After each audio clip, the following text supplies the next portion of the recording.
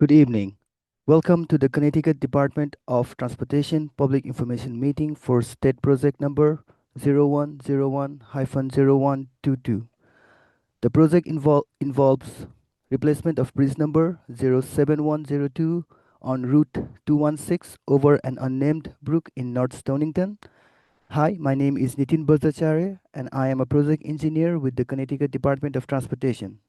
Thank you for joining us tonight. We hope this presentation gives you clear information about the project and we will try our best to answer all your questions.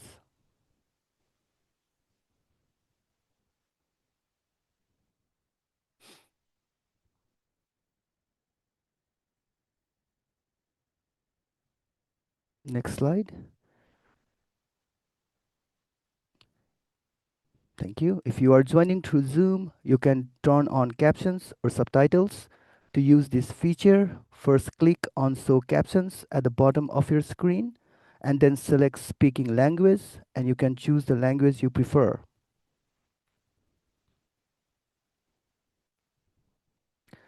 Before we begin the presentation, here are a few housekeeping notes. The presentation will take about 25 minutes. We will provide information on the existing conditions, the purpose and need of the project, and our proposed design. After the presentation, we will have a live question and answer session.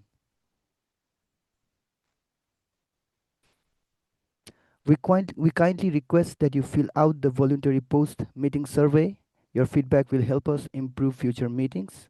The survey is available at portal.ct.gov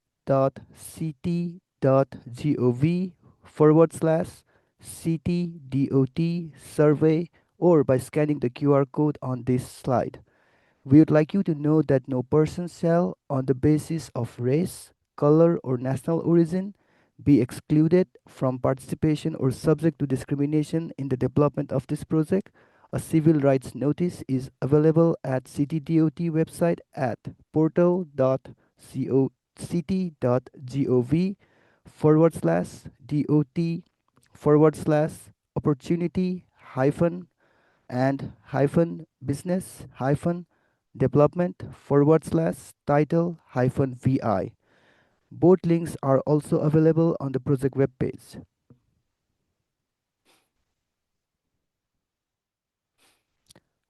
This slide shows the title 6, Notice to the Public in English. It explains how to file a complaint with the Connecticut Department of Transportation.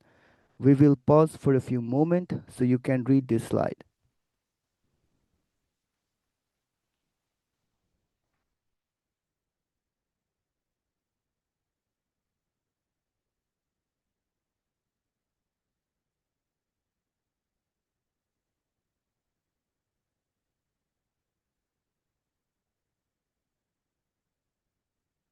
This slide shows title 6, Notice to Public in Spanish. We will again pause for a few moments so you can read this slide.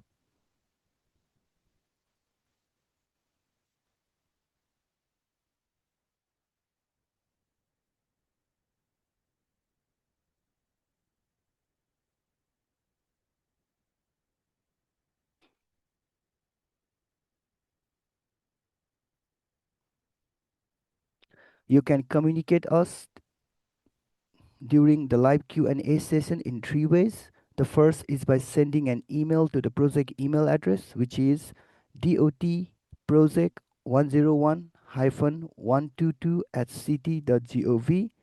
The second is by leaving a voicemail at 860-594-2020. The third is through Zoom Q&A chat. Please note that this is available only during the live session. We will be checking emails and voicemails from time to time during the presentation so that we can hear your comments and answer your questions. Please also remember to leave your contact and project information so that we may reach out to you directly if we cannot get back to you during the live question and answer session. You can speak you can ask questions until March 5, 2026 through email or voicemail. A recording of the full presentation and Q&A session will be available on the project webpage with closed captions and translations. The webpage can be found at portal.ct.gov DOT North Stonington 0101-0122.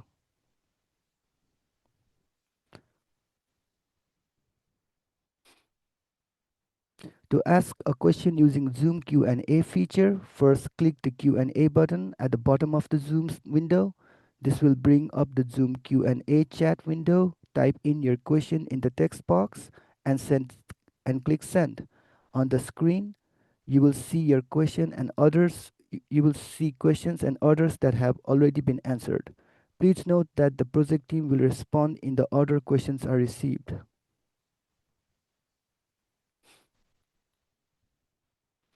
Now, I would like to introduce the project team from Connecticut Department of Transportation. On the top row, we have Derek Lessard is the Division Chief of Bridges. Gregory Funk is the Principal Engineer of Consultant Bridge Design, Consultant Liaison Engineer, CBT CLE Program. And on the bottom row, we have Brianna Ritako is the Supervising Engineer of CBT CLE Program. And myself, Nitin Barzacharya, Project Engineer of CBT CLE Program.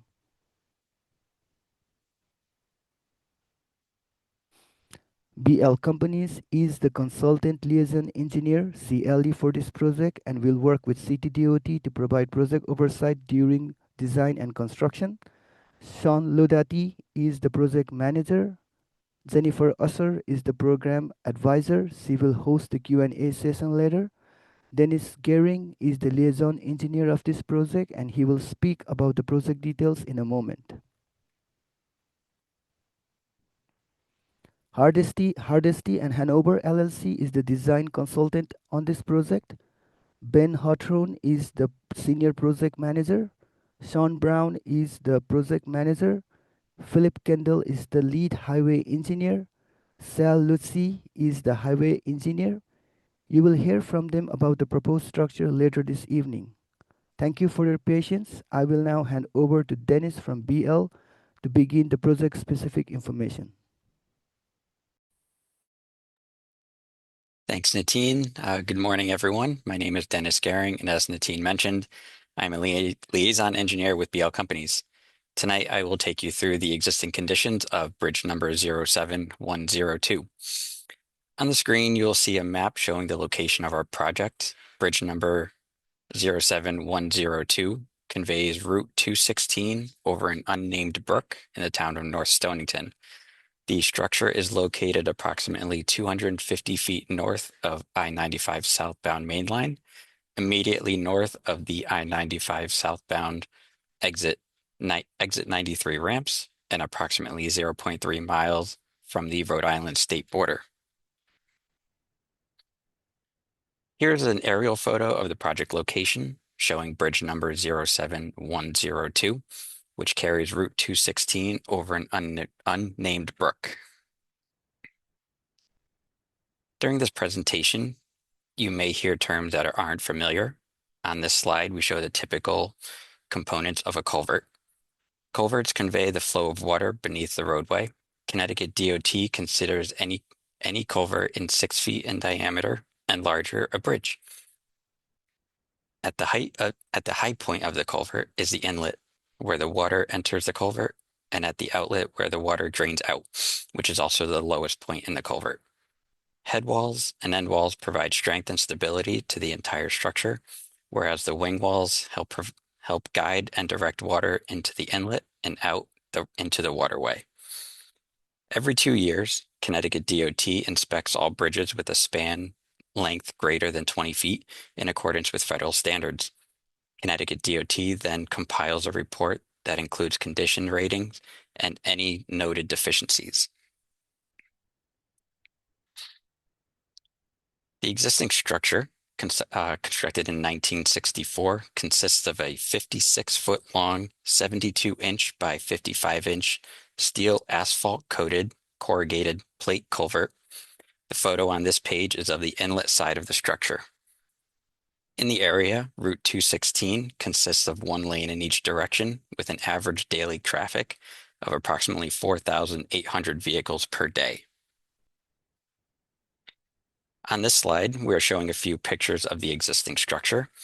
The top left photo is of the channel looking upstream. The top right photo is the inlet elevation. The bottom left photo is the outlet elevation, and the bottom right photo is a picture of the channel looking downstream. The purpose and need of the project is to address the structural deficiencies of the existing structure. As previously mentioned, bridges in the state of Connecticut are inspected every 2 years at a minimum.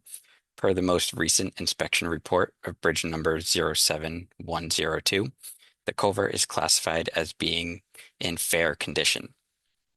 This classification is due to heavy sediment buildup in the culvert, sections of missing asphalt coating, and moderate rust on plates along the silt line. The culvert currently does not meet hydraulic design criteria. This project proposes replacing the existing structure with a box culvert. On the screen, you will see typical components of a box culvert. Working from the bottom up, we start with the footings and cutoff wall, which are below the wing walls, head walls, and end walls. Next, we have the box culvert sections, of which they convey the water under the roadway. Above the box culvert is the structural backfill and roadway sub-base material. Finally, we have the roadway surface, parapets, guide rails, and embankments. I will now pass it to Sal Luzzi with Hardesty in Hanover to go over the proposed replacement.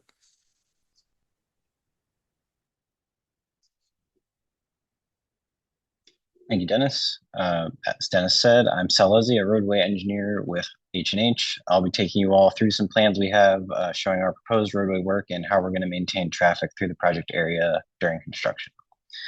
So on this slide, we have a bird's eye view of the project area. North is the top of the screen. This is our plan for our proposed work. The precast box culvert that we'll be installing as part of this project is shown in orange, right about in the middle of the screen. Any proposed pavement we'll be installing is shown in yellow. Proposed embankment is shown in green. Proposed guide rail shown in purple, a bit northeast of the proposed culvert. And we have two proposed impact attenuators that are shown in brown on both sides of the roadway just south of the proposed culvert. Last but not least, as part of this project, we'll be upgrading the wrong way signs shown on the bottom right corner of this plan with automatic wrong way driver detection beacons before we start any other construction work so that they'll be operational throughout the whole project. This slide shows our plan for maintaining traffic through the project area during construction. It uses the same orientation as the previous slide. North is towards the top of the screen. Road closures through the work area are shown by the red hatched area that you could see in the middle of the screen.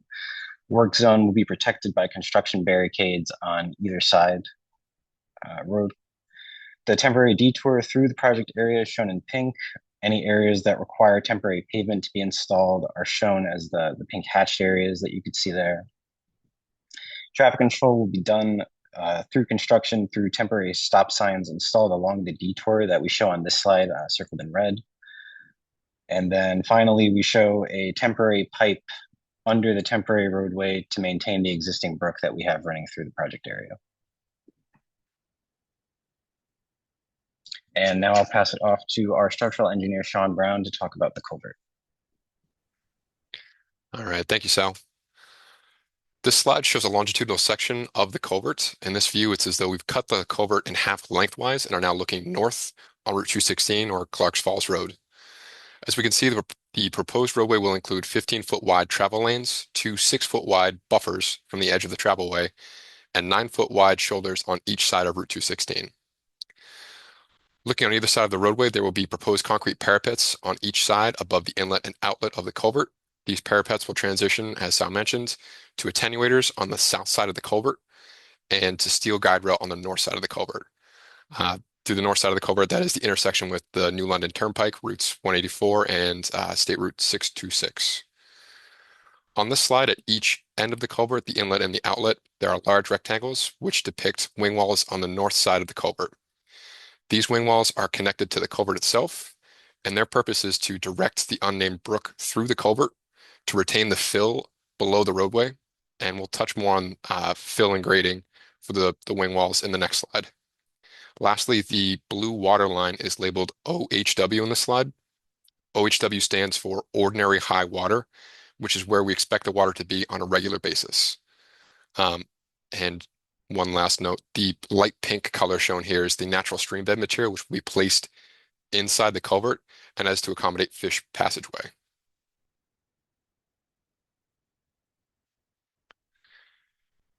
In this slide, we are looking at the inlet side of the proposed culvert, and we are looking through the culvert, so from west to east. Starting at the top, we can see the transition from the concrete parapet to the attenuator on the right. And for orientation, that's the attenuator closest to Interstate 95. The proposed culvert has a wider opening and is placed deeper than the existing culvert. This is to improve the culvert's ability to convey water below Route 216 and increase its hydraulic capacity. As the proposed culvert is placed deeper in the ground, there will be localized changes to the proposed ground and slopes. To accommodate these changes, as was previously mentioned, the proposed wing walls shown in this view will allow for these changes in the embankment to take place. Similar to the longitudinal section we just had a look at, the stream bed material is shown in pink within the culvert for fish passage. And with that, I will turn things back over to Dennis. Thank you, Sean. Now we will take a look at the utility, permitting, and right-of-way needs of the project. Utility impacts are anticipated to facilitate construction of the new structure. The existing utility pole in the southwest quadrant of the project area is proposed to be relocated during construction. Also, new illumination will be installed in the project area. Moving on to environmental permits, this project will require 2 permits: the U.S. Army Corps of Engineers self-verification and Connecticut DEEP Inland Wetlands General Permit. Additionally, the Section 106 process has been completed and no historic properties will be affected. Finally, for rights-of-way impact, there are actually no impacts anticipated. These items represent the major utility, environmental, and right-of-way considerations that will guide the design and coordination efforts moving forward. I will now pass it back to Natine with Connecticut DOT to go through the construction costs, funding, and project schedule. Thank you, Dennis. Here are its estimated project cost and schedule. Please note that these numbers are preliminary and may change as project progresses. Estimated construction cost is 2 million, which will be paid for with 80% federal and 20% state funding. Construction is planned to begin in spring of 2029 and finish by fall of 2029. This ends the formal presentation. I will now hand the session over to Jennifer Usser of BL Companies, who will host the Q&A portion. Thank you. Thank you, Natine. As Natine mentioned, my name is Jennifer Usher, and I am with BL Companies. I will serve as tonight's MC. So just want to take a moment to thank all of you for attending tonight's presentation. Really, the purpose of this meeting is to engage the public and provide you all with an opportunity to ask questions, relay any concerns that you may have, and just generally discuss the project. So with that being said, just to remind everyone, there are a few ways that you can submit questions to us this evening. The first is by email. So again, that's DOT project 101-122@ct.gov. You can also leave us a voicemail by dialing 860-594-2020. Please just, if you wouldn't mind, just mentioning project 101-122 in your voicemail. That will ensure that it gets to the project team. And then last but not least is the Zoom Q&A chat, which is probably our preference if possible, just to use that chat function there to enter any questions you might have. Keep in mind that after you've inputted your question, it will not show up until it's actually been answered. So we'll just kind of go in the order of receipt. So just be patient if it might take a little bit of time to get through the questions that were being asked. And then as kind of a final reminder, we do have a project webpage that you see up on the screen. That's at portal.ct.gov /DOT North Stonington 0101-0122. The email and the phone, as well as the webpage, will actually remain up for the next 2 weeks. And so you'll have until March 5th to submit any questions, concerns, any information or any input you might have by going there. The Zoom Q&A will actually only be open for tonight. And so with that, we can get started on our QA session. It does not look like we have actually any questions coming in quite yet, at least on the Zoom function. So we'll give everything a couple minutes, and I know our project team is checking the voicemail and the email as well. And let's see. It looks like we do have a few people in our audience tonight, so I want to give everyone an opportunity to certainly ask any questions, give you a little bit more background on the project. So we have been working with the town of North Stonington and the representatives there to just give them an overview of this project, and certainly have reached out before this meeting to gather more input and make sure that we're addressing any of those concerns that they have. But it looks like we may have a few members of the public on with us tonight, so maybe they have some additional questions we can answer. All right, I will also just remind everyone that we do have a post-meeting survey. If you happen to have a few minutes after this meeting, I did put that link in the chat, so you can just click on that. It'll probably only take you a few minutes, but really we're looking for feedback that the public may have on how we can improve our communications about these projects.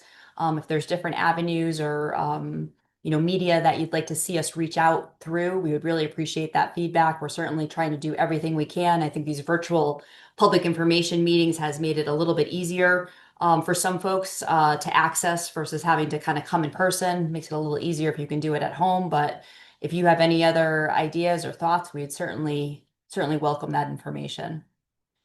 And I'm still not seeing any questions in the Q&A chat, so that may just mean that the project team did a fantastic job kind of answering any questions that people may have had, but I don't see anything, and it looks like we haven't seen anything for voicemail or email either.